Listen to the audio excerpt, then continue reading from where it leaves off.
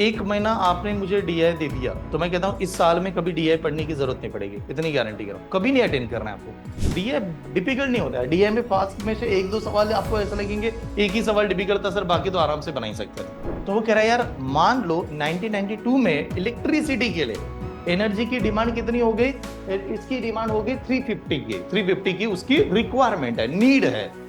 तो हमें additionally primary कितनी एनर्जी क्या करना पड़ेगा, बढ़ाना पड़ेगा। इसकी बात बताओ।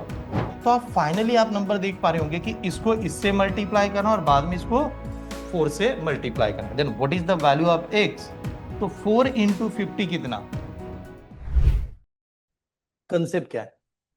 तो कंसेप्ट लगेगा आपको डीए सॉल्व करते समय, one is the topic name is called as the ratio. हमेशा हमें पूछा जाएगा कि डीआई बनाते समय रेशो फाइंड कर दो यार दो क्वांटिटी का। अब रेशो का मतलब क्या है? तो रेशो का मतलब आमतौर पे हम लोग कहेंगे फ्रैक्शन नंबर में ही प्रेजेंट करना। ठीक है, अंजलि म्यूट कर दीजिए।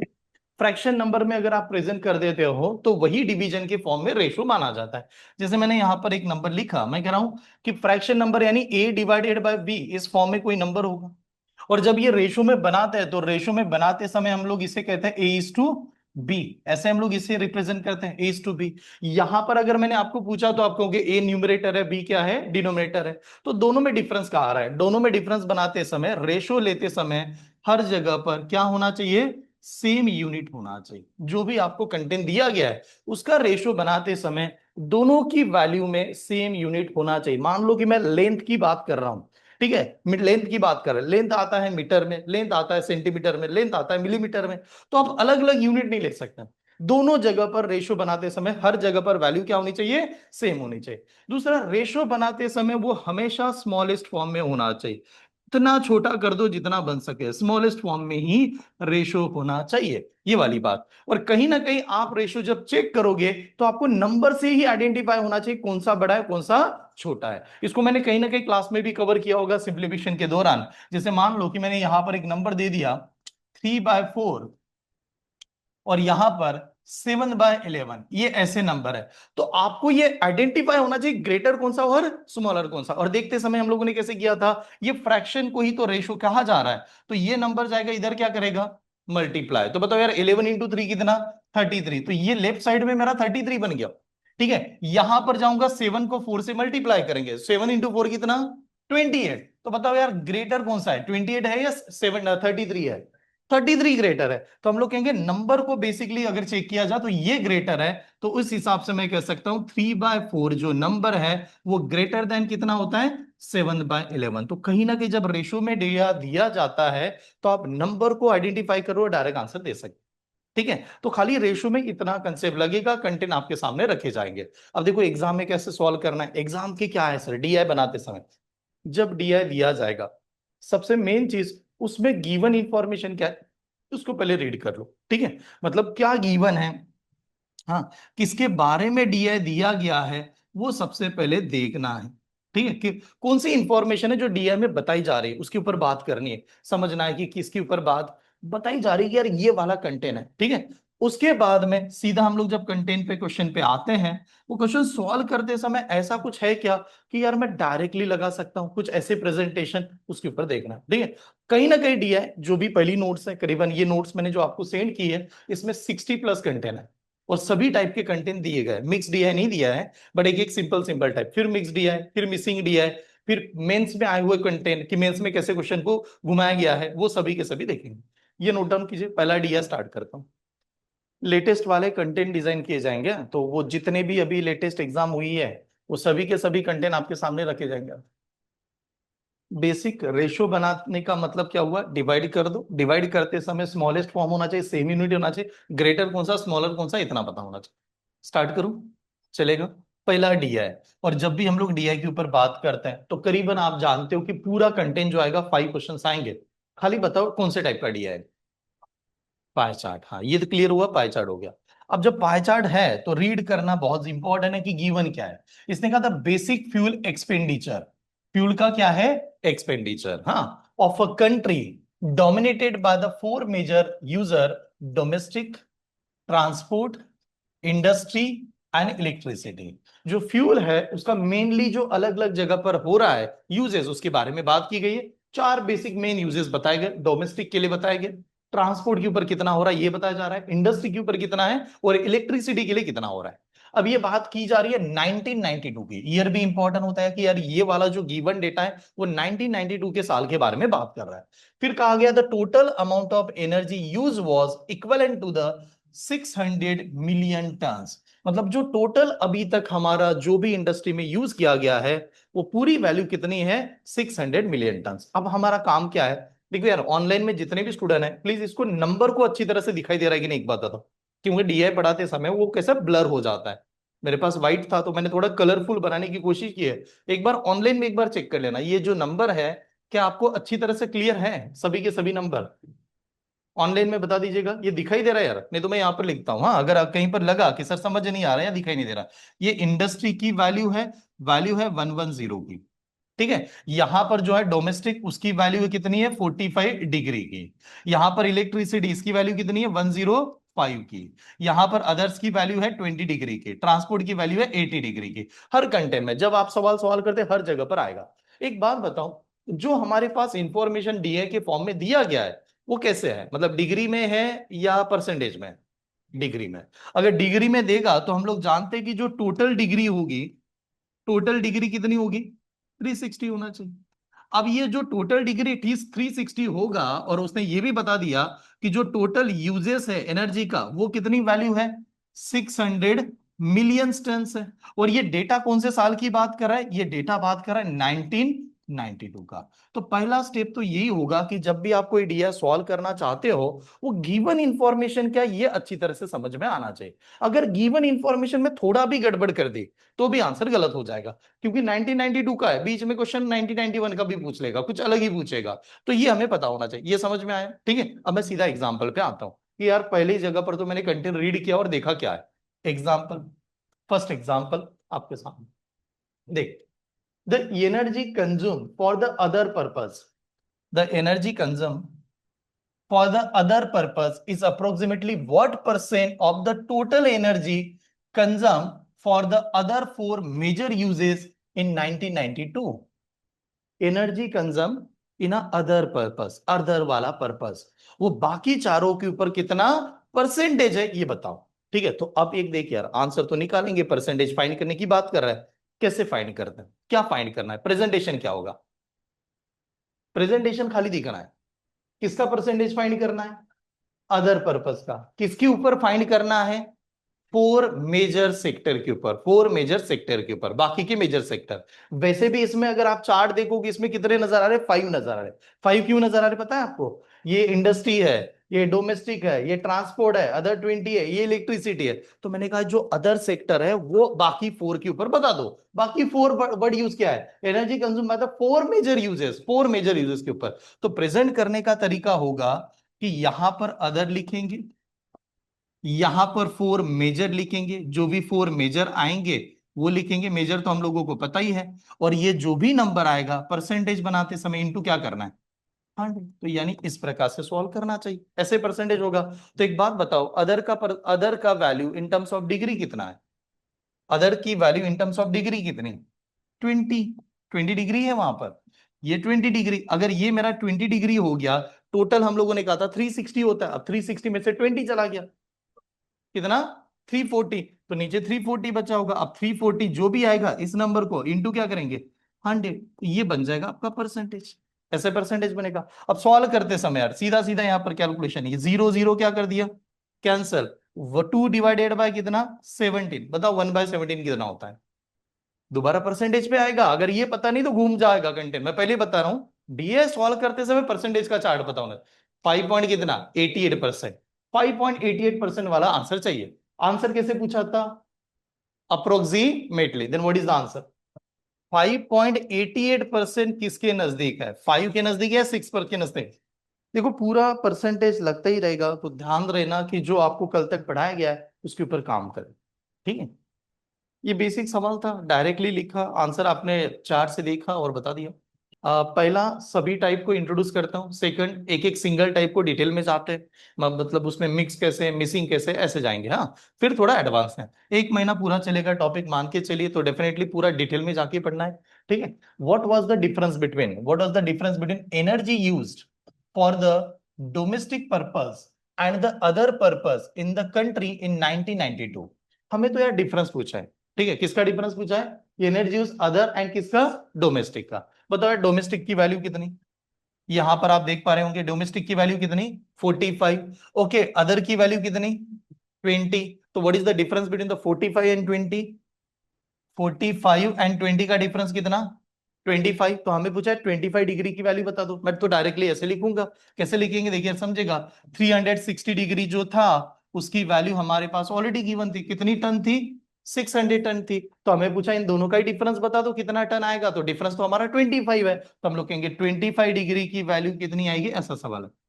स्टेप समझ में आ रही है? ठीक है, ऐसे हो जाएगा। अब यहां से हम लोग कहते हैं आमने सामने division, up down division and cross is the multiplication. तो जो नंबर दिखे उससे डिवाइड कर दो। मैंने कहा 6 से डिवाइड करता हूं तो ये 100 आएगा। ठीक है, इधर 6 से डिवाइड करता हूं तो 60 बन जाएगा। ठीक है, अब 20 से डिवाइड करते हैं तो 20, देखो 20 से डिवाइड कर देता हूं तो 23 जार 20 कितना? 5 जार। ऐसे होगा। अब 3 से इधर तो डिवाइड नहीं कर सकते, यानी ये नंबर जाके इधर क्या करेगा? मल्टीप्लाई। तो 25 इंटू 5 कितना? 125। तो एक्स की वैल्यू जो आएगी तो वो 125 डिवाइड बाय क्या होगा? 3 होगा। ये नंबर 3 से डिवाइड कर रहा होगा। चलो तो 3 से डिवाइड करने जाते हैं। 3 1 जार 3, 3 कितना? 4 जार, 3 4 जार कितना? 12, 12 चला गया। 3 1 जार 3, 3 जाने का बचा कितना यार? 2 जार। 2/3 कितना परसेंट? 66.66। जल्दी जल्दी पता होना चाहिए, तो इसका आंसर 41.66 वाला आंसर आना चाहिए। चेक करो कौन सा ऑप्शन है। प्लीज अभी ध्यान से देखिए, आपने परसेंटेज के चार्ट पे कमांड करना ही है यार। नहीं है तो थोड़ा सा टाइम लगने वाला है आपको। जिसको जल्दी पता है वो बहुत फास्ट चला जाएगा। 41.66 आता रहेगा तो ऑप्शन टिक करेंगे बी, ये वाला आंसर। 1 महीना आपने मुझे डीआई दे दिया तो मैं कहता हूं इस साल में कभी डीआई पढ़ने की जरूरत नहीं पड़ेगी, इतनी गारंटी करो, कभी नहीं अटेंड करना है आपको। ठीक है, क्योंकि जितने पैटर्न अवेलेबल है सभी कवर करूंगा। कहीं पर बहुत जल्दी होगा, कहीं पर टाइम लगेगा, क्योंकि अंडरस्टैंडिंग चल रहा है वहां पर। ये वाला सवाल आपको दे। The difference between the fuel consumption of the industry and transport. हाँ, difference between the fuel consumption of industry industry and transport. ठीक है, in 1992 was equal to, same सवाल है उसी टाइप का बनाएगा। डिफरेंस पूछा गया है फ्यूल इंडस्ट्री और ट्रांसपोर्ट का, आपस में डिफरेंस कितना आएगा। ऑनलाइन में और बाकी स्टूडेंट, हाँ देखिए बहुत ही सिंपल सवाल है। डीए डिफिकल्ट नहीं होता है। डीए में पास में से एक दो सवाल आपको ऐसा लगेंगे एक ही सवाल डिफिकल्ट था सर, बाकी तो आराम से बना ही सकते थे। ठीक है, इधर ऑनलाइन में। ठीक है, लास्ट 1 सेकंड टाइम। एक बात बताओ, हमें क्या पूछा है? डिफरेंस पूछा। किसका डिफरेंस पूछा? Transport and industry. What is the industry value? Industry की वैल्यू कितनी नजर आ रही है? 110। हाँ, उसके बाद में ट्रांसपोर्ट की वैल्यू कितनी है? 80। Then what is the difference? 30 degree. तो हम लोग कहेंगे 30 डिग्री की वैल्यू पूछा गया है, जबकि 360 डिग्री की वैल्यू जानते हैं। 360 की वैल्यू है 600 का, तो 30 डिग्री की वैल्यू कितनी आएगी? बस ये सवाल था, ऐसा है। ठीक है, तो दैट टाइम आमने सामने डिवीजन, अप डाउन डिवीजन। 30 1 जा 30, 30 कितना? 30 से डायरेक्ट डिवाइड होगा क्या? हो जाएगा। 30 1 जा 30, 30 जाने के बाद बचा 6, 6 के ऊपर 0, यानी 30 12 जा 12 से आएगा। अब 12 से ही डिवाइड करेंगे आमने सामने ऐसे। 12 1 जा 12, 12 कितना? 5 जार। तो 50 इज द राइट आंसर। 50 वाले स्टूडेंट करेक्ट थे, सी इज द राइट ऑप्शन, ये वाला था। If the energy required for of the electricity in 1992 were 350 million tons, energy required in the electricity, उसने कौन सा डिपार्टमेंट लिया? इलेक्ट्रिसिटी। इन 1992 का उसकी वैल्यू है 350 टन्स। ठीक है, then the amount of additional primary energy required would be. तो वो कह रहा है यार मान लो 1992 में इलेक्ट्रिसिटी के लिए एनर्जी की डिमांड कितनी हो गई? इसकी डिमांड होगी 350 की। 350 की उसकी रिक्वायरमेंट है, नीड है। तो हमें एडिशनली प्राइमरी कितनी एनर्जी क्या करना पड़ेगा? बढ़ाना पड़ेगा। इसकी बात बताओ। क्या होता है ना, एक बजट हुआ करता होगा कि इस साल में हमें कितनी एनर्जी लगने वाली, तो उन्होंने पहले बता दिया 1992 में कितनी एनर्जी लगने वाली है? 600 टन। अब उसमें सभी का डिस्ट्रीब्यूशन होगा, लेकिन कंडीशन क्या आगे? इलेक्ट्रिसिटी के लिए कितनी लगने की बात हो रही है? 350। अब यार एक अकेला 350 एक ही आदमी लेके जा रहा है 600 में से, तो एनर्जी तो कम पड़ेगी ना, तो हमें एनर्जी बढ़ाना पड़ेगा। तो कितने की आवश्यकता है ये सॉल्व कर देखते हैं। समझ में आया क्या? मीनिंग समझ में आ रहा है?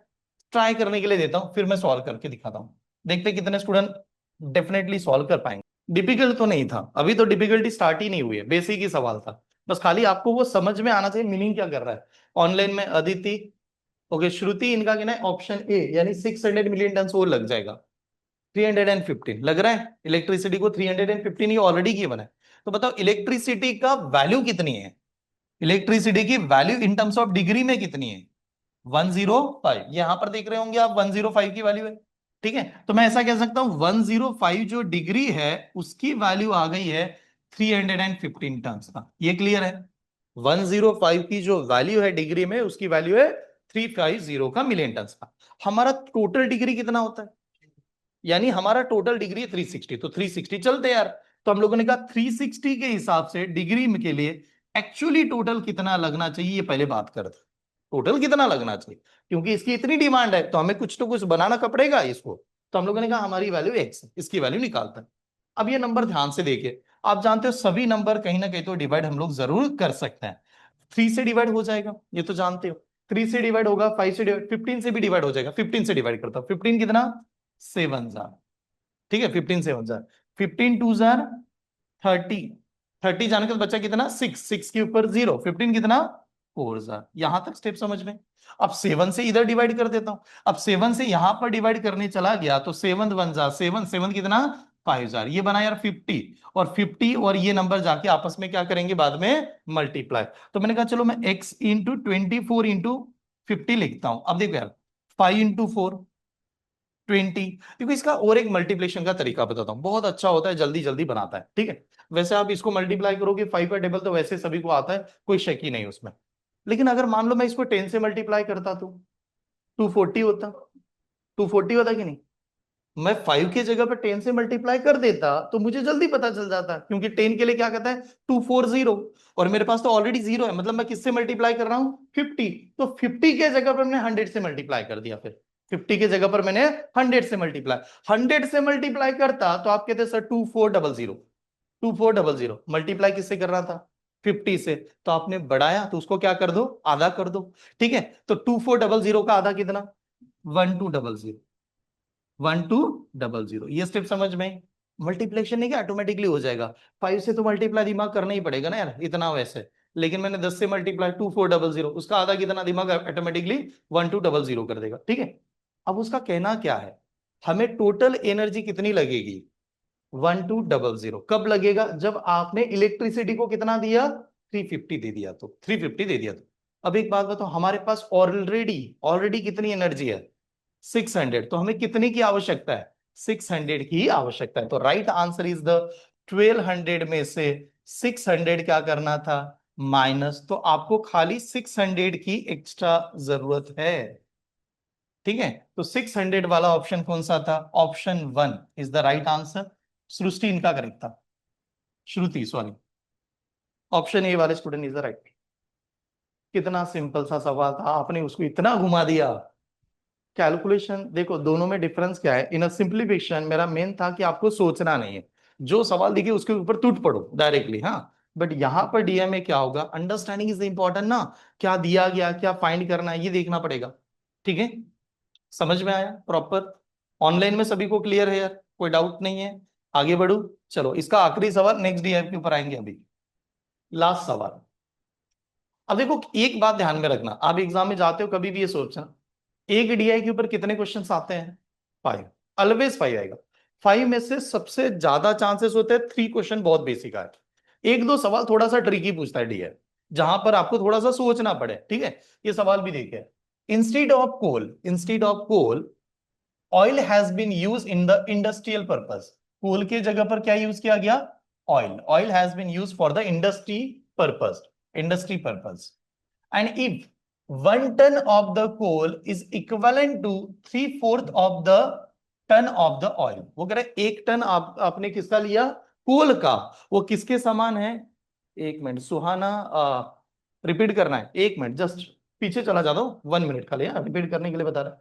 देखो ये सवाल खाली समझ लो, बहुत बेसिक था। एक्चुअली क्या दिया था, the energy requirement of electricity, electricity को एनर्जी लगेगी, और कौन से साल में, 1992 में, उसकी वैल्यू कितनी, 350। तो उन्होंने कहा कि यार मुझे 350 की वैल्यू चाहिए। हम लोगों ने कहा मेरे पास तो टोटल 600 है। अब 600 में से एनर्जी जो इसने लेके चला गया इलेक्ट्रिसिटी को, वो 350 पहले चला गया। तो अब उन्होंने कहा the amount of additionally primary energy required could be, हमारे पास 600 है, उसमें सफिशिएंट नहीं होगा, तो हमें एडिशनली क्या करना पड़ेगा, एनर्जी लेना पड़ेगा, ऐड करना पड़ेगा। तो कितनी लगेगी इसकी वैल्यू बता दो। तो मैंने कहा चलो कितनी लगेगी उसको कैसे निकाल दो। इलेक्ट्रिसिटी की वैल्यू थी 105, 105 की डिग्री में है 105, उसकी वैल्यू हमारे पास कितनी दी गई है 350। अब अगर 105 की वैल्यू 350 आती है, तो मुझे 360 की वैल्यू कितनी आती है ये निकालना पड़ेगा। ऑलरेडी हमारे पास 360 की वैल्यू कितनी दी थी, 600 टन दिया था कि नहीं। बट हम लोगों ने कहा चलो कितना हमें लगेगा इसके हिसाब से चलता है। इसका कैलकुलेशन किया, इसका कैलकुलेशन करने के बाद वैल्यू कितनी आ गई 1200। यानी इस नीड के हिसाब से हमें कितनी की आवश्यकता है 1200। बट 1200 की आवश्यकता है, बट हमारे पास ऑलरेडी कितनी है 600। तो मैंने 1200 में से 600 माइनस कर दिया, तो एडिशनली कितना लगेगा 600। तो मुझे खाली 600 चाहिए। बस क्लियर। ये अच्छा कंटेंट था, ये डिफिकल्ट नहीं था, लेकिन हाँ बहुत सिंपल था, थोड़ा लॉजिक लगाते मजा आता। ठीक है, इसमें चलते हैं। अभी देखो कितना अच्छा घुमा रहा है, बहुत सही सही चल रहा है लाइन में। इंस्टीड ऑफ कोल, कोल के जगह पर क्या यूज करने की बात कर रहा है, ऑयल, ऑयल यूज कर रहा है। बट किस में यूज कर रहा है वो भी देख लेना, किस में यूज कर रहा है, इंडस्ट्री पर्पस। ये लाइन बहुत इंपॉर्टेंट है। वो तो कह रहा है यार इंडस्ट्री पर्पस के लिए यूज करूंगा, इंडस्ट्री पर्पस। फिर आगे बताया गया if 1 ton of a coal is equal to 3/4 ton of the oil. 1 ton of the coal, ये 3/4 टन है ऑयल के, then what approximately amount of oil will be required in the industry. Industry के लिए amount of oil कितना लगेगा। शानदार example है, सोचने लायक है, देखते हैं कितने लोग सॉल्व कर सकते हैं। देखो मैं एक आसान में पहले कर देता हूं आपको, कैलकुलेशन आप लोग जानो, मैं तो वो दिखा दूंगा, बट पहले ये समझ लो क्या बताया जा रहा है। इंडस्ट्री में पहले दिमाग दिमाग लगाओ, इंडस्ट्री में कितनी की आवश्यकता है, इंडस्ट्री में कितने नंबर की आवश्यकता है, 110 डिग्री, ये हमारा इंडस्ट्री कह रहा है। उसने कहा इंडस्ट्री में जो कोल यूज करते, कोल नहीं यूज करेंगे, क्या यूज करेंगे, ऑयल यूज करेंगे। अब यार ऑयल यूज करेंगे कोल की जगह पर, तो दोनों में तो कुछ रेशो होना चाहिए। तो उसने कहा कि 1 टन कोल की जो वैल्यू है वो 3/4 टन है किसके, ऑयल के बराबर। अब हम लोग ऑयल यूज करने वाले हैं, तो उन्होंने कहा था what approximately oil will be required in the industry. Industry को कितने ऑयल की आवश्यकता आएगी इंडस्ट्री के लिए खाली। ठीक है, इंडस्ट्री के लिए अच्छा कंटेंट है, सोचने पे बनेगा। ठीक है, इस वाले पहले चार्ट का जबरदस्त कंटेंट। स्टार्ट, 2 मिनट लगाता हूं। ऑप्शन ए आएगा, चलो यश इनका कहना है पक्का ऑप्शन ए ही है। 132.6 मिलियन टन। टाइम ऑफ, चले रुकिए अभी। कंडीशन समझ लो पहले। हमारे पास कोल और ऑयल का रेशो है कि नहीं रेशो। मैं यहां पर लिखता हूं, मैंने पूछा यार कोल और ऑयल का रिलेशन बता दो। तो कोल बरोबर कितना आ रहा है, 3/4 किसका, ऑयल का। ये स्टेप समझ में। तो हम लोगों ने कहा चलो कोल बरोबर 3/4 तो ऑयल आ गया। ऑयल इधर जाएगा तो डिवाइड करेगा। तो मैंने कहा कोल डिवाइडेड बाय ऑयल, इनका रेशो क्या आया 3/4 का। 3/4 का है। यहां तक स्टेप समझ में आई कि नहीं, इतना बताओ, बस इतना समझ लो। ठीक है, कोल और ऑयल का रेशो कितना, 3/4 का आ गया। ठीक है, ये क्लियर है। अब सर हमें तो ऑयल चाहिए कोल के मुकाबले, बट मैं कोल की वैल्यू जानता हूं।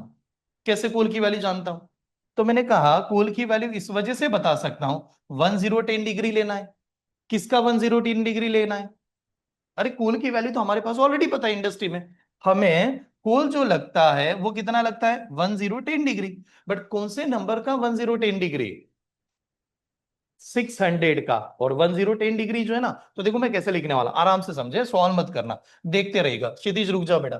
ठीक है, कोल जो है, यहां से समझे, मैं ऐसे लिखता हूं, कोल की जो वैल्यू है वो है 3 यूनिट की। ये स्टेप समझ में आ रही, 3 यूनिट क्यों, बिकॉज यहां पर कोल की वैल्यू 3 दिखी। इसकी कीमत कितनी होगी, तो 110 डिग्री। बट कितने में से 110 डिग्री, 360 डिग्री में से। और किसका 360 डिग्री, ऑफ 600 मिलियन टन का। यहां तक पूरा प्रॉपर कैलकुलेशन समझ में। 3 यूनिट की वैल्यू ये होती है, तो हमें किसकी वैल्यू चाहिए, ऑयल की। तो 4 यूनिट की वैल्यू कितनी होगी, बस ये बात कर रहे हैं यार, 4 यूनिट की वैल्यू बता दो कितना आएगा, बस ये सवाल होगा, बस डायरेक्टली। 3 यूनिट की वैल्यू इतनी है, 4 यूनिट की वैल्यू बता दो, आराम से लेके चले जाओ। क्योंकि इसकी जो वैल्यू आएगी, इनका रिलेशन है आपस में, हम लोग डायरेक्ट डायरेक्ट लिखने वाले हैं। अब यहां पर आने के बाद में अब क्या होगा, आमने सामने डिवीजन, अप डाउन डिवीजन। तो मैंने कहा ये वाला 0 और यहां से एक 0 पहले कैंसिल कर देता हूं।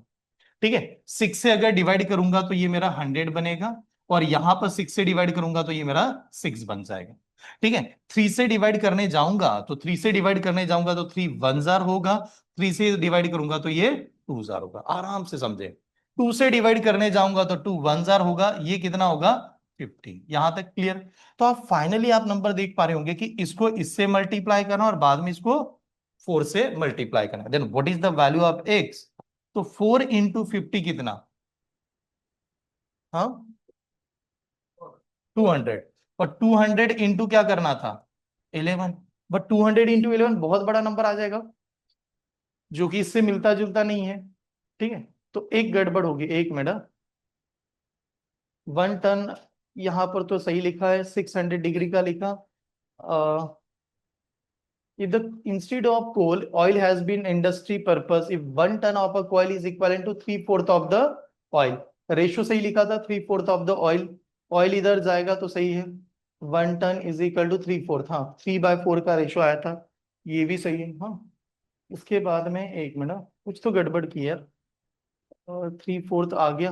Then what will be the oil required, what amount of the equivalent to the oil required. यहां तक तो सही था, इसका नंबर कितना आया? 3/4 ऑफ द टन ना।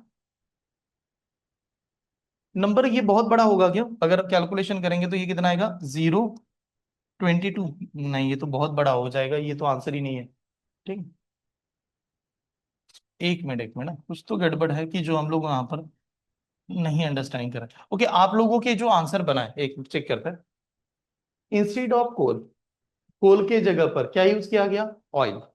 बट क्या use in the industry purpose, industry purpose, तो इंडस्ट्री पर्पस की वैल्यू है। ठीक है, if the 1 ton of a coal is equal to the 3/4 of the oil, तो कोल की वैल्यू 3 यूनिट, ऑयल की वैल्यू 4 यूनिट। हाँ ऐसे, वन, हाँ ओके चलो 600 इंटू, हाँ मतलब वही है 600 इंटू 110, 110 है ना, हाँ 110 डिवाइडेड बाय 360, ये किसकी वैल्यू आएगी हमारे पास में? ये इंडस्ट्री की वैल्यू आएगी। ठीक है, हाँ चलो, एक सपोज ये किसकी वैल्यू आ गई हमारे पास में? ये आ गई हमारे पास में इंडस्ट्री की वैल्यू, और इंडस्ट्री में कोल लगा। ठीक है, तो ये हमारे पास में 1 यूनिट की, 1 टन की वैल्यू आ रही है। ठीक है, कोल की इज इक्वल टू कितना? 3/4। और 3/4 किसका? ऑयल का। ऑयल को एक्स मान लेता हूं, हाँ अभी के लिए एक्स मानता है। ठीक है, ऐसे चेक कर लेते हैं, मतलब ये आंसर आएगा। ये coal is equal to 3/4 of the oil, हाँ ऐसा है। 0 से वही कैंसिल, ये वाला 0, ये वाला 0 क्या हो गया? कैंसिल। 6 से डिवाइड करेंगे तो ये 100, ये कितना? 6 6 ये नंबर स्टेप, हाँ ये सही है यार, ये थोड़ा सा गलत कर दिया था, ये प्रेजेंटेशन सही। क्या कर रहे हैं ना, ये रिलेशन देखो, ये सभी लाइन हटा दे, यहां से डायरेक्टली आंसर आएगा। ठीक है, कोल की वैल्यू हम लोगों ने पहले निकाली, कोल की वैल्यू निकालने का तरीका क्या है? इस नंबर का कितना? 1110 डिग्री, किसका 1110 डिग्री? 600 का। तो ये जब नंबर आएगा वो हमारे पास में है। ये हमारा आया कोल का वैल्यू, तो कोल की वैल्यू क्या है? 3/4 टन है, किसका? ऑयल का। तो ऑयल लिख दिया, ऑयल की वैल्यू एक्स रखी है। इसका कैलकुलेशन करने जा रहे हैं, 6 से डिवाइड, ये 0 0 कैंसिल, 6 से डिवाइड, ऊपर 100, नीचे कितना? 6 आ गया। अब यहां पर हम लोग क्या कहते हैं? आमने सामने डिवीजन भी करते हैं, ऊपर नीचे आमने सामने डिवीजन। देखो अगर मान लो मैंने 2 से डिवाइड 3, 2 से डिवाइड किया तो ये 3 आएगा, और ये कितना आएगा? 2 आएगा। यहां तक स्टेप ठीक है। अब ये डिवाइड करते समय ये नंबर इधर जाएगा तो क्या करेगा? मल्टीप्लाई। तो ये 200 है, हाँ 1100 इंटू टू, 1100 इंटू टू कितना हो जाएगा? 2200। ये स्टेप समझ में आ रही है? ये देखो 11 इंटू ये 100 कितना? 1100, 1100 इंटू टू कितना?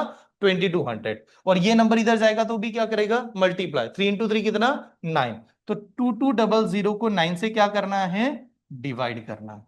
2200 को 9 से करना है डिवाइड। अब जैसे हम लोग 9 से डिवाइड करने जाते हैं, वैल्यू देखना, 9 1 जार 9, 9 कितना? 2 जार, 9 2 जार कितना? 18। अब 9 2 जार 18 आ गया, 18 जाने का बचा कितना? 4, 4 के ऊपर 0, 9 कितना?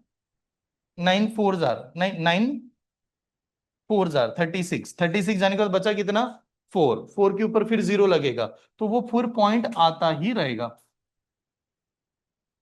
तो x की वैल्यू आएगी 244.44, ये वाला वैल्यू आना चाहिए। ठीक है, जो कि ऑप्शन में तो अभी नहीं है, तो none of this is the right answer. हाँ, नहीं डायरेक्ट मल्टीप्लाई कैसे करेंगे ना, डायरेक्ट मल्टीप्लाई इस वजह, क्योंकि ये 1 equivalent is equal to 3/4 of x आना चाहिए ना। अरे रिलेशन कैसे दिया इन्होंने, कि 1 टन ऑफ अ कोल, कोल की जो वैल्यू है ये इक्वलेंट है, इक्वलेंट का मतलब इक्वल, किसके इक्वल है, 3/4 ऑफ ऑयल के। तो इसको सॉल्व करेंगे तो यहां पर हम लोगों ने कोल की वैल्यू बनाई, 3/4 ऑफ एक्स लिखा, तो डायरेक्ट वैल्यू ऐसे आएगी, 244.44 आएगा इसका आंसर। ये सही है, none of this is answer, इसको आईएमपी करना खाली। ठीक, पहले पहले कंटेन में एक सवाल ऐसे मिला कि जो लॉजिकली है। ठीक है, और आईएमपी का मतलब ये समझ लो कि जहां पर एग्जाम में जाएंगे इसको देख के जाना है। ठीक है, पहले वाला वो जो पहला था वो ट्रिकी, मतलब डिफिकल्ट नहीं था। आप हो सके तो मैं इसको भी आईएमपी कर देता हूँ, हाँ प्रीवियस में, हाँ क्योंकि वो थोड़ा सा लगा। चलिए प्रीवियस को भी आईएमपी कर देता हूं।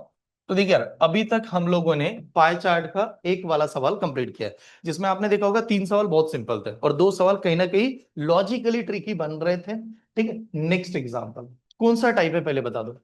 डाटा नहीं है, बार ग्राफ, कौन सा है, bar graph. But bar graph single नहीं आ रहा है, कौन से आ रहे हैं, डबल डबल बार ग्राफ चल रहा है, जिसको मिक्स भी कह सकते हैं वगैरह। अब वैल्यू पहले समझ लेते कि क्या कहना है। Study the following graph carefully and answer the question below it. ठीक है, value of the import and export by the computer या कॉम्प वगैरह जो भी वहां पर दिया, इंपोर्ट है और एक्सपोर्ट है। यहां पर देखा जाए तो ये बात कर रहा है किसका, एक्सपोर्ट का। और ये वाला जो चार्ट होगा, सॉरी ये चार्ट है किसका, इंपोर्ट का। First chart is the import यार, हाँ पहला वाला जो चार्ट है वो हमें इंफॉर्मेशन दे रहा है इंपोर्ट के बारे में, ये इंपोर्ट की बात है।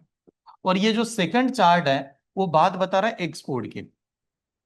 ठीक है, अब देखिए बहुत बार नहीं कि हम लोग इंपोर्ट एक्सपोर्ट का अगर चार्ट के बारे में बात करें और इसका आंसर देने जाए तो चार्ट एकदम क्लियर होता है, क्योंकि वैल्यू उन्होंने क्लियर क्लियर दी है। ठीक है, जैसे ईयर वाइज अगर देखा जाए, ईयर के हिसाब से देखा जाए तो 1992 में, हाँ उस वहां से लेके कितना कहाँ तक चले गए, 1997 तक। अगर आप चार्ट यहाँ पर देखो, इसमें मैं क्या करता हूं ना, आपको एक सीधा सा ऐसे करते हैं कंटिन्यू, ये इंपोर्ट और ये एक्सपोर्ट, ऐसा समझेगा, इंपोर्ट एंड एक्सपोर्ट अभी के लिए चार्ट है ऐसे बना लो। ठीक है, जितने भी हैं इंपोर्ट एक्सपोर्ट, हाँ ईयर लिख देता हूं 1992, यहां से 1992, फिर है 1993, फिर है 1994, फिर वहां पर है 1995। ठीक है, फिर 1996, अगर नहीं दिखाई दे रहा होगा इस वजह से, और लास्ट में कौन सा 1997। ठीक है, ऐसा है। अब ये बार बार इसी पे सवाल पूछेगा, तो जाहिर सी बात है इंपोर्ट आपको देखना पड़ेगा, पहले साल में इंपोर्ट कितना है 75, एक्सपोर्ट की वैल्यू यहां पर देख लो कितनी है 150। ठीक है, यहां पर सेकंड चार्ट में जाते हैं, इंपोर्ट कितना है 150, एक्सपोर्ट की वैल्यू यहां पर दिखाई दे रही होगी कितना 200। ठीक है, उसके बाद में नेक्स्ट 1994 का, 1994 का इंपोर्ट कितना है 250 और एक्सपोर्ट कितना दिया गया है 350। हाँ, यहां पर आता हूं नेक्स्ट में, नेक्स्ट में देखिए यार इंपोर्ट कितना है 225, हाँ और एक्सपोर्ट की वैल्यू कितनी है 325।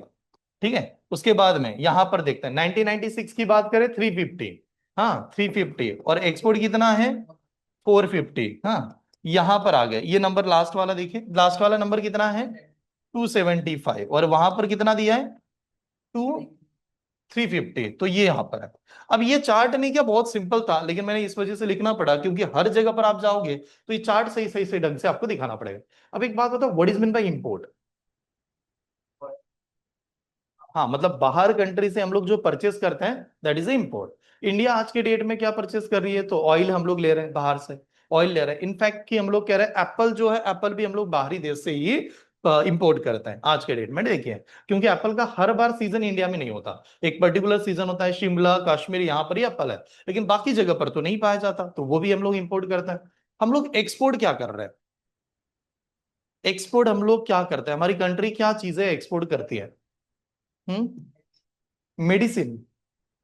मेडिसिन तो कंफर्म नहीं कह पाएंगे, लेकिन एक चीज है जो साउथ में जो बहुत ज्यादा पाया जाता है। ठीक है, और साउथ में सबसे ज्यादा पाया जाता है और जिसको हम लोग export, spices is the right answer. क्या है ना, मसाले वगैरह जो है ना वो हमारी कंट्री के द्वारा एक्सपोर्ट किया जाता है। बीच बीच में आपने बहुत सारी न्यूज आती रहती कि ये चीजें एक्सपोर्ट कर दी गई। एक्सपोर्ट और इंपोर्ट का दोनों अपने अपने जगह पर फायदे। देखो फायदा क्या है ना, हमें एक्सपोर्ट ज्यादा करना चाहिए, इंपोर्ट करना चाहिए। एक्सपोर्ट ज्यादा करना है, क्योंकि एक्सपोर्ट से फायदा क्या होता है, जब तक हम लोग एक्सपोर्ट नहीं करेंगे तब से हमने फॉरेन करेंसी नहीं आएगी, और जब से फॉरेन करेंसी नहीं आएगी तो हम लोग बाकी सामान भी इंपोर्ट नहीं कर पाएंगे जो हमें चाहिए। डॉलर जिसको कहेंगे आम भाषा में, आपको डॉलर अगर चाहिए तो आपको एक्सपोर्ट करना पड़ेगा, लोगों को कुछ चीजें देनी पड़ेगी, उसके बदौलत आपको पैसे मिलेंगे, और उसी पैसे से आप वो ही चीज ले सकते हो जो हमारे पास कम है। अभी के लिए चार्ट बना लो, ये चार्ट खाली नोट डाउन करो, क्योंकि बार बार ये दिखेगा, ठीक है, तो उस समय आएंगे सर। और बार ग्राफ में इंपोर्ट एक्सपोर्ट के लिए चार्ट देना बहुत जरूरी था, एक चार्ट से नहीं बनता।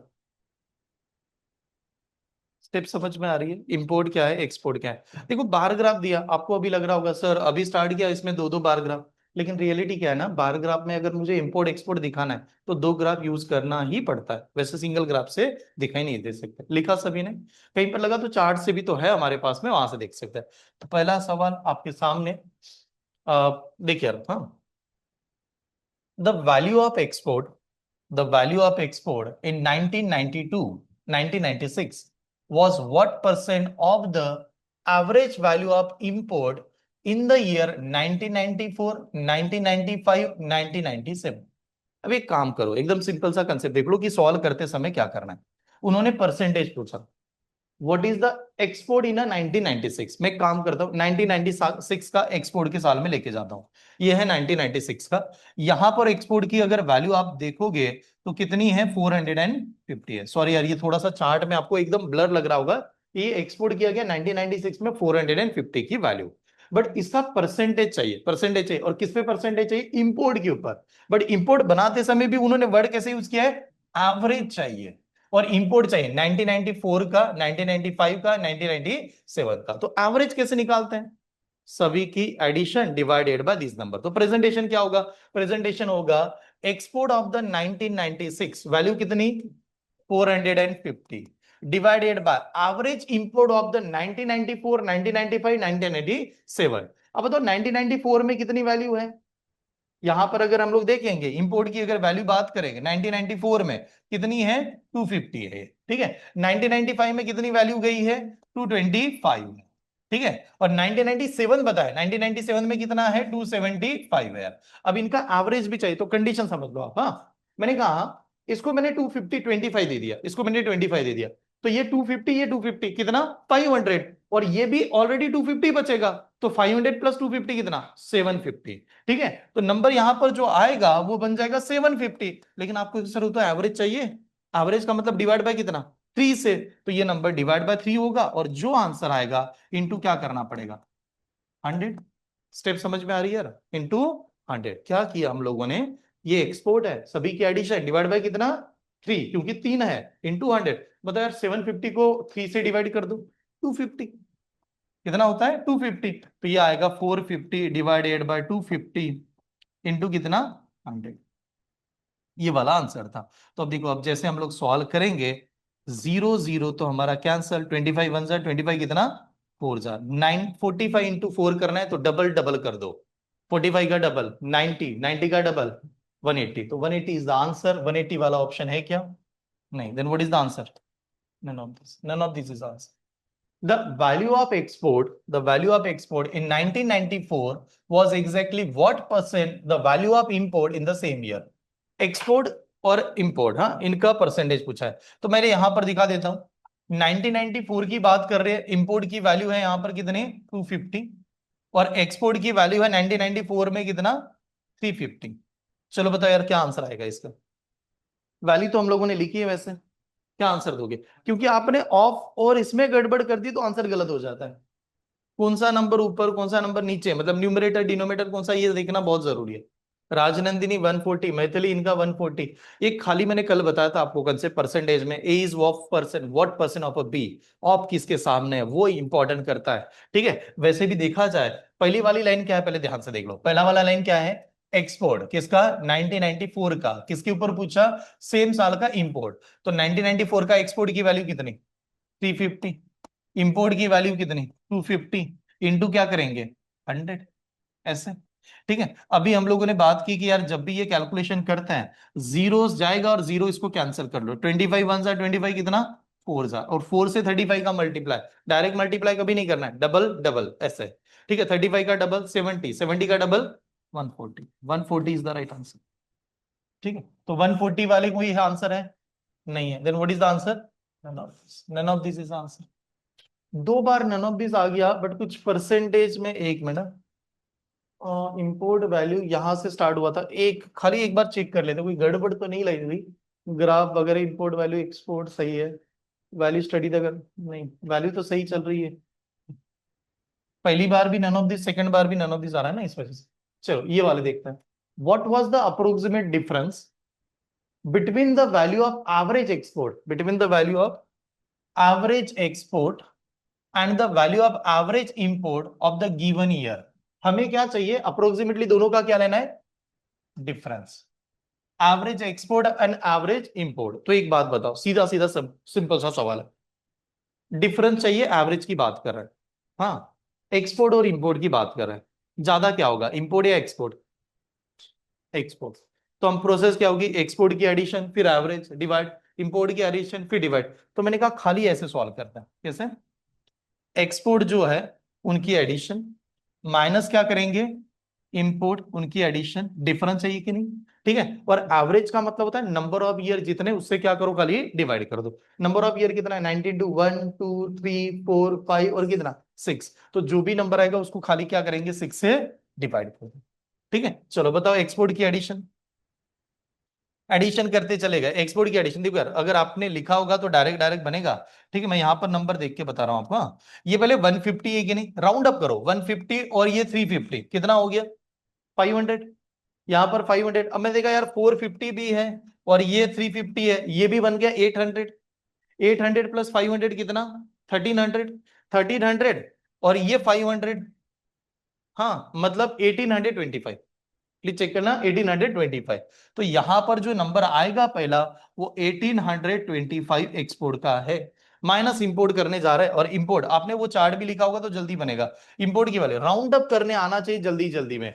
ठीक है, 75 प्लस 225 करता हूं, 25 इसको दे दिया तो ये 50, 100 और ये 200 यानी 300, 300 यहां पर बना, ये बना 250 और 150 कितना बन जाएगा 400, तो 300 प्लस 400 बन गए 700, 700 बन गए, 700 में अब यहां पर देखना, इसको मान लो यहां से ये 350 और ये 250 ऐसे मान के चलो, 350 और 250 600, 600 और ये पहले कितने थे 700, 700 और 3 गड़बड़ कर दिया, 1325, सॉरी 1325, 1325 डिवाइडेड बाय कितना 6, व्हाट इज द डिफरेंस, कितने का डिफरेंस आ रहा है 500, तो 500 डिवाइड बाय 6 हो गया। अब 500 डिवाइड बाय 6 हो गया, डायरेक्टली कैलकुलेशन करेंगे, 6 से डिवाइड कर दो, और 6 1 जा 6, 6 कितना 8 जा 48, 48 जाने के तो बचा 2, 2 के ऊपर 0 20, तो 6 कितना 3 जा 18, हाँ 83 पॉइंट समथिंग आता ही जाएगा, मतलब 2/6 लगेगा, हाँ, तो 83 पॉइंट समथिंग आता जाएगा, और डेफिनेटली उन्होंने क्या बताया हमें, कैसे आंसर चाहिए, अप्रोक्स, तो what is the approx answer 85 पर। क्लियर है, सिंपल था, एडिशन करना है और डायरेक्टली। नेक्स्ट सवाल, ये सवाल आपको ट्राई करना है, देखिए, in which of the following year, which of the following year was the difference between, हाँ, value of export and the value of import exactly 100 crore. तो उसने डायरेक्टली पूछा यार, खाली डिफरेंस एग्जैक्टली चाहिए, कितने का 100 करोड़ का, किसका, इंपोर्ट और एक्सपोर्ट का। आप कहीं पर भी कोई कैलकुलेशन है देख के ही बता सकते हो। अब वैसे देखा जाए यहां पर, तो यहां पर वैल्यू 75 है, यहां पर वैल्यू 150 है, डबल हो रहा है, डिफरेंस नहीं आएगा 100 का। यहां पर 150 है, ये भी नहीं है, कौन सा आ रहा है 1994 आ रहा है, तो पहला तो आएगा एक साल आ जाएगा कौन सा हमारे पास में 1994 में 100 करोड़ का डिफरेंस आ रहा है। उसके बाद में चले गए नेक्स्ट कौन सा 1995 में भी आ रहा है, तो 1995 में आ रहा है कि नहीं। उसके बाद में 1996 में आ रहा है क्या, हाँ, तो 1996 में भी आ रहा है, ठीक है। उसके बाद में 1997 में है क्या यार, नहीं है, तो ये 3 साल में नजर आ रहे हैं यहाँ पर। ठीक है, तो what is the answer, more than 1 year, more than 1 year is the right answer, ये वाला ऑप्शन टिक करेंगे। ठीक है, क्लियर। चले नेक्स्ट, ये example, last example of the bar graph, ठीक है। What was the percentage increase in the value of export from 1995 to 1996? Value increase, हाँ, परसेंटेज में वैल्यू ऑफ एक्सपोर्ट 1995 टू 1996। 1995 में कितना है 325 और 1996 में कितने हैं 450। तो बोलो यार कितना परसेंटेज से वैल्यू बढ़ी है, ट्राई कीजिए। ओके, और किसी का आंसर? बड़ा तो है तो आप जानते हो है ना कि वैसे भी दिखाई दे रहा है। ओके, अंजलि, चलो श्रुति, इनका कहना है 38%। 38% मतलब नन ऑफ दिस आ रहा है, ठीक है। Maithili E option, okay, E option, सभी का ई ऑप्शन चल रहा है, ठीक है। देखते हैं, वैसे देखा जाए तो इसमें हम लोग जब सॉल्व करते हैं तो इन दोनों का खाली क्या लेते हैं, difference. What is the difference between these two number? 125, 125। तो डिफरेंस आ गया 125 का। अब 125 का जो डिफरेंस है, लेकिन परसेंटेज निकालते समय बेस होना चाहिए, और डिपेंड किसके ऊपर हो रहा है 325 के ऊपर। तो यहाँ पर आ गया 325 और इंटू क्या होगा परसेंटेज के लिए 100, ये वाला 25 से डिवाइड करेंगे, 25 5 जा, ठीक है। 25 1 जा 25, 25 जाने का बचेगा कितना 17, नहीं 7, 7 के ऊपर 5, तो 25 कितना 3, ठीक है। तो 500 डिवाइडेड बाय क्या आ रहा है 13, 500 डिवाइडेड बाय 13, 13 1 जा 13 3 जा 13 3 जा 13 3 जा ही करेंगे 39, 39 जाने का बचा 1, तो 39 समथिंग आता रहेगा, ठीक है। 38 और 39 के आसपास आंसर आएगा, 38 रफली मान लो। तो आंसर तो मिल ही नहीं पाएगा, तो आंसर इज द, ठीक है। तो ये एक चार्ट था, तो लगभग खाली दो टाइप आज कवर हुए आपके कि बार पाई चार्ट कौन सा होता है और बार ग्राफ कैसे होता है। देखिए कंटेंट ऐसे मान के चलिए, स्टार्टिंग में आपको लगेगा सर बहुत दिनों से एक टॉपिक पढ़ा रहे हो आप। मैं एक टॉपिक नहीं पढ़ा रहा हूँ, हाँ, ये पहले माइंड से पहले क्लियर कर दो। हम लोग प्री प्लस मेंस की तैयारी कर रहे हैं, और जो पहला एग्जाम हम लोग देने जाएंगे बैंकिंग का, वो आईबीपीएस पीओ पेपर है। हाँ, आईबीपीएस पीओ का आपको पास शायद पता होगा कि बैंकिंग का ही बैच है हमारा मॉर्निंग में। इसको मैं पूरा बैंकिंग ओरिएंटेड डेडिकेशन के साथ लेके जा रहा हूँ, हाँ। और बैंकिंग का सबसे पहला नोटिफिकेशन तो उन्होंने पूरा चेंज कर दिया कैलेंडर, उस हिसाब से जाए तो सबसे पहली एग्जाम हमारे पास आईबीपीएस पीओ की है, जिसका कहीं ना कहीं आप लोगों को नोटिफिकेशन मिलेगा अगले मंथ में। अगले मंथ के ही फर्स्ट वीक के आसपास इसका नोटिफिकेशन आउट हो जाएगा, यानी जुलाई का फर्स्ट वीक के आसपास आने वाला है। और इसकी एग्जाम जो होने वाली है वो अगस्त में है, और अगस्त में कब तक है 17।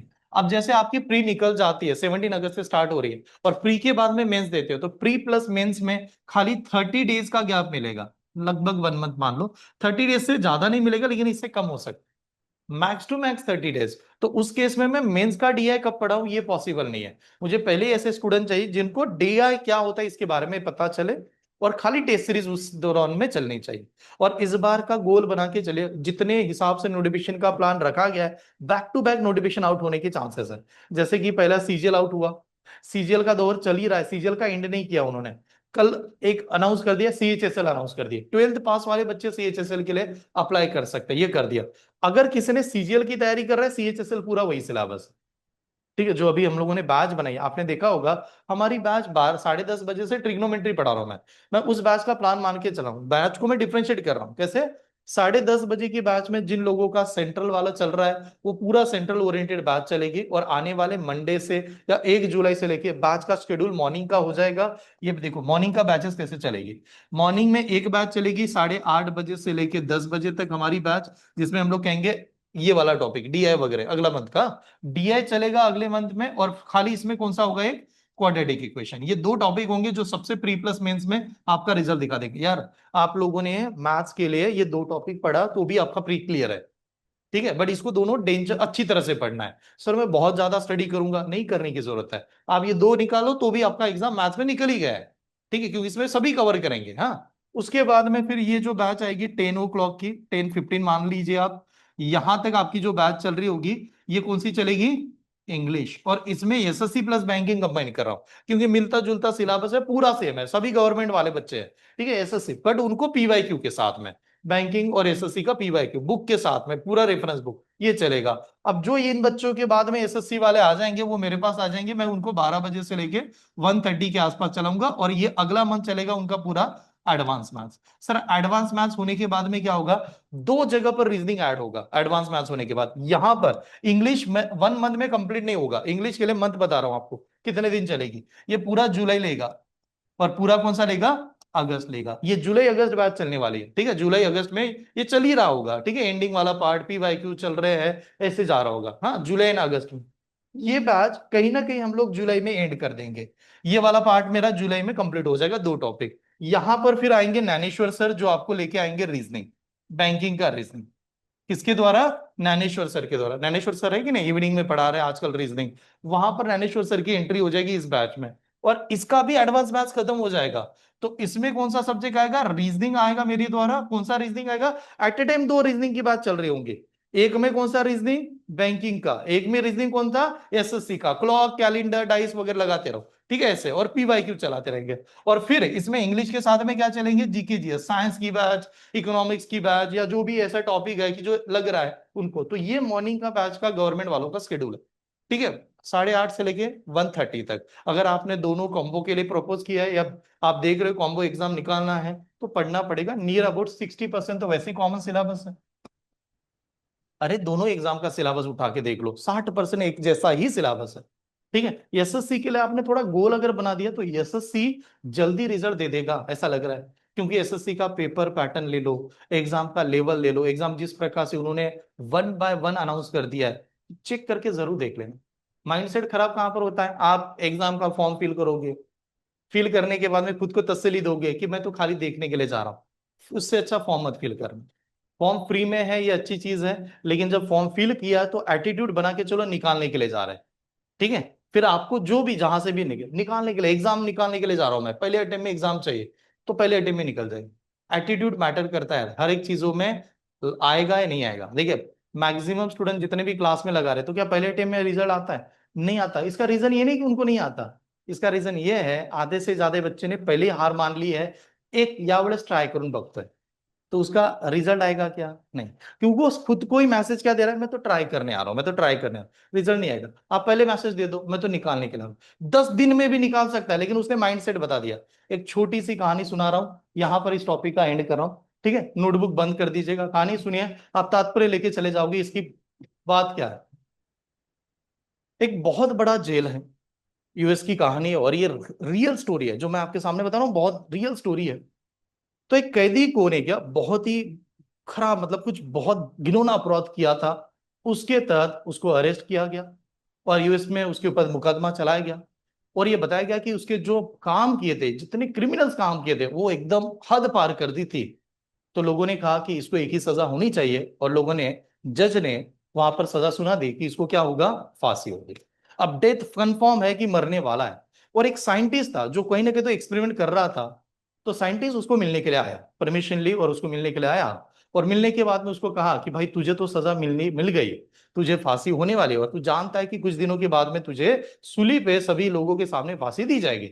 और जब आदमी को फांसी लगाई जाती है तो प्रोसेस है, ठीक है, कोई तो आदमी आएगा, फंदा डालेगा, गले में जा रहा है, ब्लैक कपड़ा पहना हुआ है, उसको पूरा सिर ढका हुआ है, आदमी लटक रहा है, तड़प तड़प की मौत होगी, वो बहुत दर्दनाक मौत होगी। तो मैं तुझे एक आसान रास्ता बताता हूँ। उसने कहा क्या हुआ, मुझे एक एक्सपेरिमेंट करना है, और मैं मानता हूं कि यार फांसी लगने वाली, तुझे पता है कि फांसी कंफर्म है, तो मैं क्या करना चाहता हूं कि मैं तुझे फांसी के दिन गवर्नमेंट का अप्रूवल लेके, खाली कोबरा होता है, कोबरा जो है ना नाग, ठीक है, उससे काट मतलब डसवाना चाहता हूं उसको, इतना बस ऐसे नहीं कुछ ज्यादा खाएगा, वो खाली आपको टच करके भाग जाएगा, और जैसे वो टच करेगा तो तुझे तुरंत मौत हो जाएगी। अब तेरा फायदा क्या है, वैसे तो मरने ही वाला है, तो फायदा है तड़प तड़प के मरने की जरूरत नहीं पड़ेगी, खाली टच करेगा और चला जाएगा, तो 1 सेकंड में गायब। तो सुकून से मरना भी एक अच्छी चीज है। तो अब उसने कहा कि हाँ चलो, अप्रूवल हो गया, डॉक्यूमेंट्स के ऊपर साइन हो गए। अब वो दिन आया फांसी देने का। अब जब दिन आया था फांसी देने का, सभी लोग प्रोसेस के लिए रेडी थे। ये जो साइंटिस्ट है, वो अपने पास एक बड़ा सा थैला लेके यहाँ पर, उसमें कोबरा रखे, वो आ रहा है। सामने वाला जो पर्सन है, वो देख रहा है कि कोबरा को मेरी तरफ लाया जा रहा है। इसने उसके पास गया और कोबरा को ढक दिया कपड़े से। वो जो पर्सन था कैदी, उसने आंखें ऐसे बंद कर दी, और इसने कोबरा को हटाया, छोटी सी निडल ली, और उस वाले कैदी को टच कर दिया। और निडल से वो आदमी, निडल यानी वो अपन सुई वगैरह बनते हो ना, निडल से वो आदमी 1 मिनट के भीतर मर गया। जबकि कोबरा ने उसको कट नहीं खाया था, मतलब बाइट्स नहीं किया था, टच नहीं किया था, खाली निडल्स उसको टच किया और वो आदमी मर गया। और हैरानी की बात क्या थी पता है आपको? हैरानी की बात ये थी, जब उस पर्सन का पोस्टमार्टम किया गया तो उसके बॉडी में कोबरा का जहर पाया गया, जबकि कोबरा ने उसको कट किया था क्या या टच किया था क्या? नहीं। तो ऐसा क्यों हुआ? इसका रीजन था, दिमाग में क्या चल रहा था इतने दिनों से कि कोबरा आएगा काट खाएगा, कोबरा आएगा काट खाएगा। तो बताओ, उसने इंटरनली इतना खुद को सपोर्ट कर दिया था, मैसेज इतना डिलीवर कर दिया था कि कोबरा की वजह से ही मौत होगी। ठीक है, और ये साइंस कहता है कि ऐसे बहुत सारे अजूबे हुए हैं। तो पता है एग्जाम का क्यों ना निकलने का तरीका? रीजन है, हम लोग मैसेज क्या कर रहे हैं, नहीं निकलेगा नहीं निकलेगा। तो भाई क्यों निकले आपकी एग्जाम? आप खुद को सिग्नल ही वही दे रहे हो।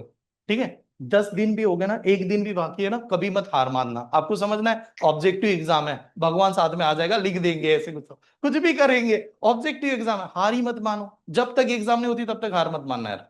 ठीक है, अभी तो टाइम है, राइट टाइम है, प्रिपरेशन कीजिए, अच्छा रिजल्ट आएगा। ठीक है, थैंक यू, नेक्स्ट सेशन में मिलता हूं।